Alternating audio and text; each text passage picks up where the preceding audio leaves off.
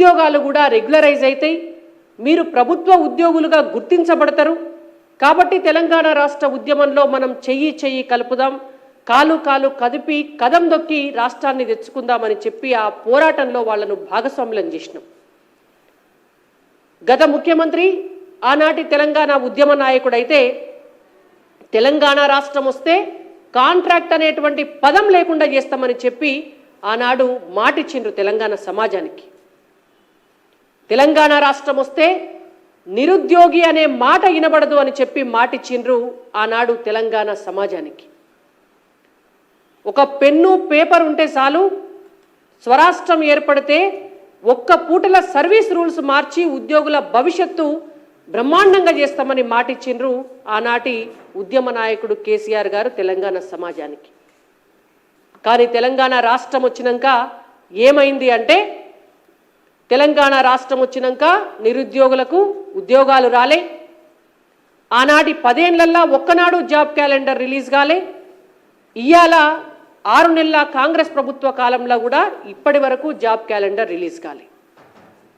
22,000 మంది విద్యుత్ రంగంలో పనిచేసేటటువంటి కాంట్రాక్టు ఉద్యోగులకు సబ్స్టాండర్డ్ రూల్స్, ఈ సబ్స్టాండర్డ్ రూల్స్ అనేటువంటివి భారతదేశంలో ఏ రాష్ట్రంలో లేవు, కేంద్ర ప్రభుత్వంలో కూడా లేవు. ఒక కొత్త రూల్స్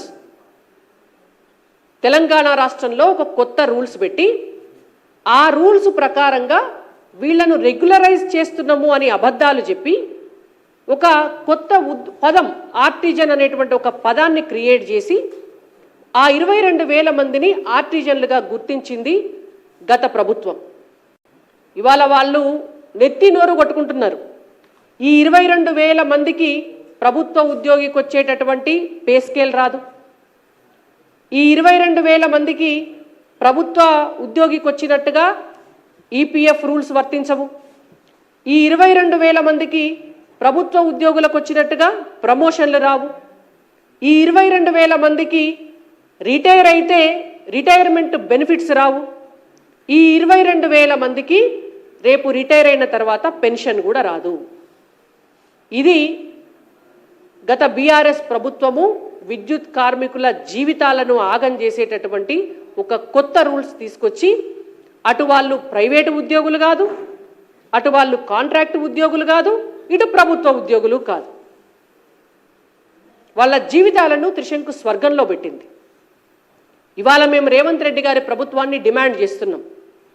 మీరు అవకతవకల పైన, అవినీతి పైన చర్యలు తీసుకోవడానికి కమిషన్ వేయడం అనేటువంటిది ఎంత ముఖ్యమో దాన్ని పారదర్శకంగా నడిపించి గత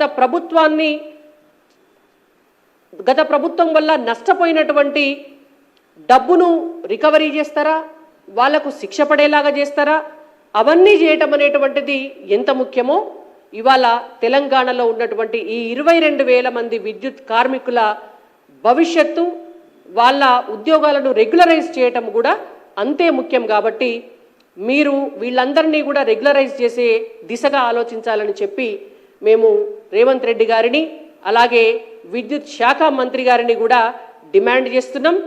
దాంతోపాటుగా గత 2 సంవత్సరాల క్రితం ఆర్టిజన్లుగా ఉన్నటువంటి మమ్మల్ని ప్రభుత్వ ఉద్యోగులుగా గుర్తించండి అని చెప్పి ధర్నా చేసినందుకు 200 మంది విద్యుత్ శాఖలో పనిచేసేటటువంటి ఉద్యోగులను టర్మినేట్ చేసినారు. టర్మినేట్ చేసి మళ్ళా తీసుకొని వాళ్ళను ఒక 200 కిలోమీటర్ల దూరాన వాళ్ళు పనిచేస్తున్న చోటు కంటే బదిలీ చేసి వాళ్ళ కుటుంబాలను వదిలేసిపోయి పనిచేసేటటువంటి పరిస్థితి కల్పించి, ఇది మీ పరిస్థితి, ప్రభుత్వాన్ని ప్రశ్నిస్తే మేమిట్లా శిక్షిస్తాం మిమ్మల్ని అని చెప్పి ఉద్యోగుల పైన కొరడా దులిపించింది గత ప్రభుత్వం. ఇవాళ ఆ ఉద్యోగులందరికీ కూడా, ఆ 200 మంది ఉద్యోగులకు కూడా మళ్ళీ వాళ్ళ స్వస్థలాలకు, వాళ్ళు గతం నుంచి పనిచేసినటువంటి చోటుకు బదిలీ చేసే విధంగా కూడా రేవంత్ రెడ్డి గారు చర్యలు తీసుకోవాలని చెప్పి డిమాండ్ చేస్తూ, విద్యుత్ రంగ కార్మికులతో పాటు విద్యుత్ శాఖలో జరుగుతున్నటువంటి అవినీతిపై మీరేసినటువంటి కమిషను, దాని తదనంతర తీసుకోబోయేటటువంటి చర్యలు కూడా కేవలం రాజకీయాల కోసం కాకుండా ఇవాళ విద్యుత్ కార్మికుల జీవితాల్లో వెలుగులు నింపాలి.